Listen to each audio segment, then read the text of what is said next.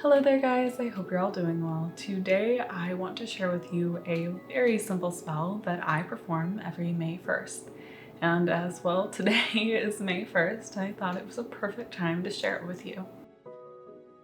This simple little spell is one that I've shared in the past, but as my living situation has changed pretty significantly since, well, every living situation I've had before, I've had to mix it up a bit, and I thought it would be interesting to share this new reproduction of the spell with you all.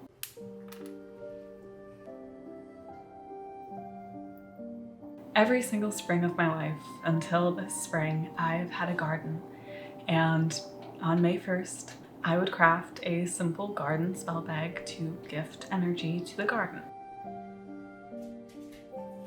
Typically, I'd fill it with herbs and crystals, with powers that correspond to fertility and abundance, all the energies that I wish to gift to the garden, as for the most part, a garden is pretty central to my craft. But this year, as I'm living in the city and don't have a garden or a green space of my own, I had to mix it up a bit, and I instead made this spell for my workspace, which is as close to a garden as I have. So this year, instead of crafting something to gift to the energy of the garden, I thought I'd craft something to gift energy to this space. This area right here, which is the area that I built this working for, is typically where I do most of my magical workings. And so I wanted to make this spell something that would promote magical work, as opposed to the typical fertility and abundance that I give to gardens. But with all that said, feel free to craft this spell for anything that you'd need. It's one of my favorite ways to craft spells as it's so simple and versatile, and you can add your own spin on it really easily. You can make this spell for a workplace, a garden, or just any place that you hold near and dear to your heart, and especially your magical practice. And even though I'm crafting this spell for city living type things, I will explain how you could craft this spell for those of you that have a garden and wish to do it the more traditional route, or at least the way that I've done it in the past. Simple spells like this are just meant to enhance energy or gift energy, so really they could be made for any purpose that you may have.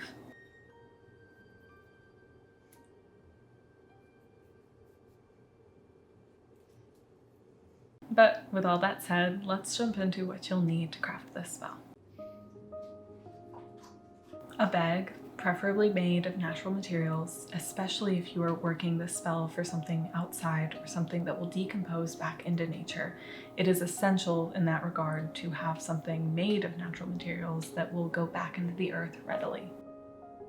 In the past, I've used cotton from old sewing projects and made sure to use natural fiber thread as well. In this case, because I don't have any sewing projects going on at the moment, I just chose to use a easy, natural, reusable tea bag. If you wish to use crystals, feel free to add them, of course. I personally don't use them in my own craft. They are something that I do enjoy, but I don't tend to work magic with them. So I didn't use them in this one, but that doesn't mean that you can't use them, and that goes with really anything. And I want to remind in all of my spell videos that I remember that these are kind of baseline recipes that are built for you to manipulate and make your own. So feel free to add in extra little things or omit something or change it up a bit where you see necessary. In the end, this will make the magic more potent as it's something that is wholly your own. What works for one witch won't work for another, and that's perfectly okay. That's how magic works. Never feel limited by the ingredients I offer or the baseline list of ways to put things together. Always feel free to open the door to new creative possibilities because your path is going to be as unique to you as anything else you'd create. And especially a spell like this that is so simple, basically just 3 ingredients, that opens the door to millions of possibilities.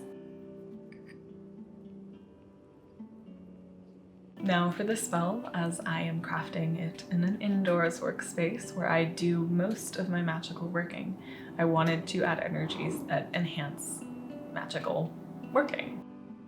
Thus, I chose to add ginger, cinnamon, and clove. Ginger is commonly eaten before spells to help lend power to the practitioner, and it is also commonly used in spells to enhance or ensure their success. Cinnamon attracts success and enhances spiritual and psychic intuition, while clove produces good spiritual vibrations and helps to cleanse and purify a space of negativity. However, of course, as I've said way too many times by now, feel free to change them up based on the needs that you have. Last year in the spell I made, I believe I used poppy seeds, lilac, and one other herb that I can't quite recall. Maybe it was basil, but I'm not sure. And I used all of these because they had the energies I wished to give to my garden. And this year, because my needs are different, it's shifted to something new. And honestly, most years they always do change. I used to try to work with adding at least one forageable ingredient into my spell, but this year I couldn't, and I used things that I already had on hand. And honestly, I'm pretty happy with how it's turned out. Alrighty, now with all that out of the way, let's get into the nitty-gritties of crafting the spell. Begin by cleansing your space, if you're in a space that you feel needs cleansing. Personally, I like to use a cedar bundle that I made a little while back, but it's still holding on strong, just to give this area a nice, purified energy. Then you may wish to take a moment to ground yourself and really get into the place that you need to be to perform spell work. This is something that I forget to mention all the time. It's pretty important when practicing spell work to be in a good headspace and to be in this focused, almost meditative state for practicing, at least I find. Personally, I found that I perform the most successful magic in this type of space. There are many ways to get here. You can write down your intention, you could spend a moment meditating on it quite literally, or whatever else may work for you to get into a place to craft something with your full mind, heart, and being.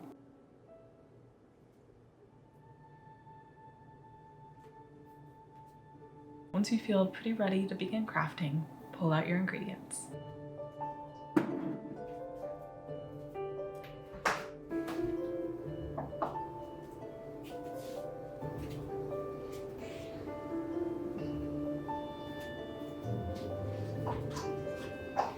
Personally, I give these a little bit of a cleanse as well, and then simply scoop up a good handful of each herb, however much feels right.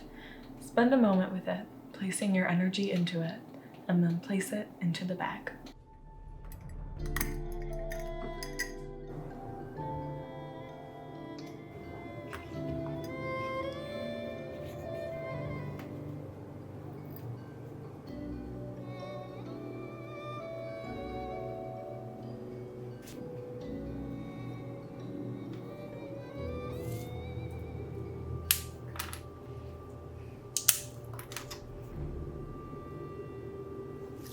Then spend just another moment with the bag of herbs and this little spell you've crafted, putting more of your intent into it.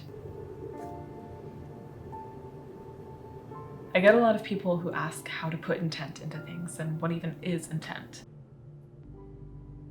Intent essentially is the direction you're giving a spell. It is the force of energy and type of energy that's propelling the magical working. It's a little bit difficult to put to words sometimes, but it's something that you do know when you know it, or feel it at least. There are many different ways to put intent into things, and honestly, a lot of times it's going to be different depending on how you personally perceive the world. People who are more visual or emotional may feel most successful infusing intent when they visualize intent. Visualization, I know, is not something everybody can do, so I will jump to how to put intent into something if you don't quite function well with visualization. But for me, visualization is a really big part of my craft, and typically when I'm working intent into things, I imagine it kind of building this big energy cluster building in my chest, and once I feel it is developed fully, I view it moving up through my chest and out my arms and through my hands into the spell that I've crafted. And I just spend a moment visualizing that. So each time I grabbed the herbs, I took a moment to visualize that. Each time I placed the herbs into the bag, I watched the energy flow from my fingertips with them. And then when I spent time with the spell bag in my hands, I still felt more of that energy and my intent moving into it. So if visualization is a way that works best for you, that's one way to do it. There are many, many other ways though. If you're somebody who struggles with visualization, this isn't going to work for you. And oftentimes I recommend either writing a letter of intent, kind of explaining what you're wishing for this spell and putting a lot of energy into this, or drawing a picture. Just take a moment to put out that energy in whatever way works best for you. Another way that I have seen people have success with is just putting emotions into things. And this is not something everybody can do, but people who are highly emotional beings, taking that emotion and energy and placing that into the spell is another way to work intent. And there are many, many other ways, and I would like to cover this in another thing, but I do always get questions on it, so I thought I'd just kind of give a quick little explanation here, especially as I know it can be really confusing to those of you that are beginners. Intent is the real basing behind magic, and especially a simple little spell like this. Putting ingredients together into a bag and hanging it up is not going to do anything. It's the intent behind it that works the actual magic. The herbs getting placed together are just a way to help enhance it and direct it a little bit more.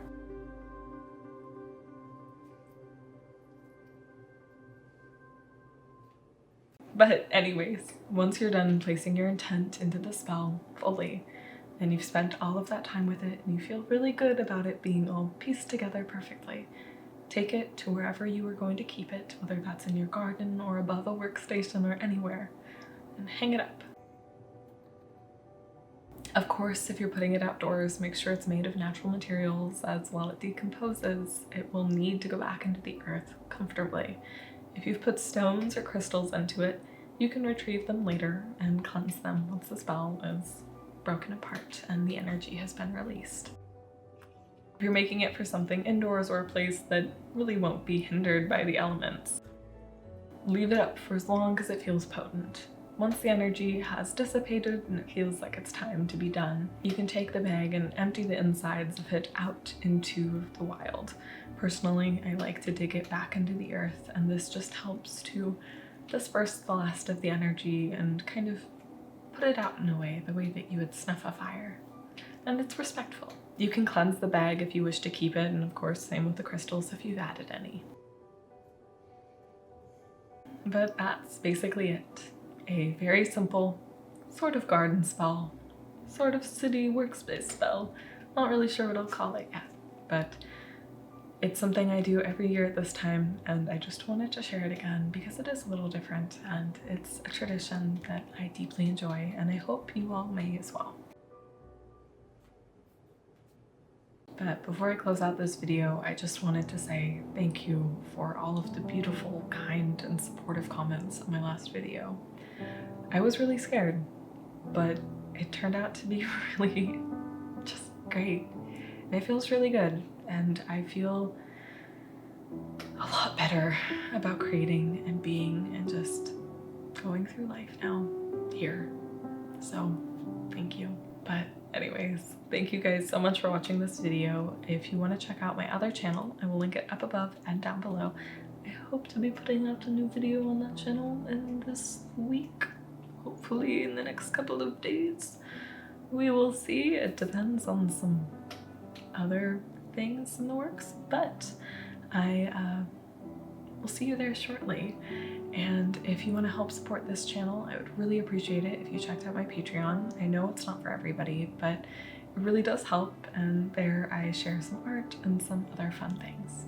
Alrighty, thank you guys so much for watching, and I can't wait to see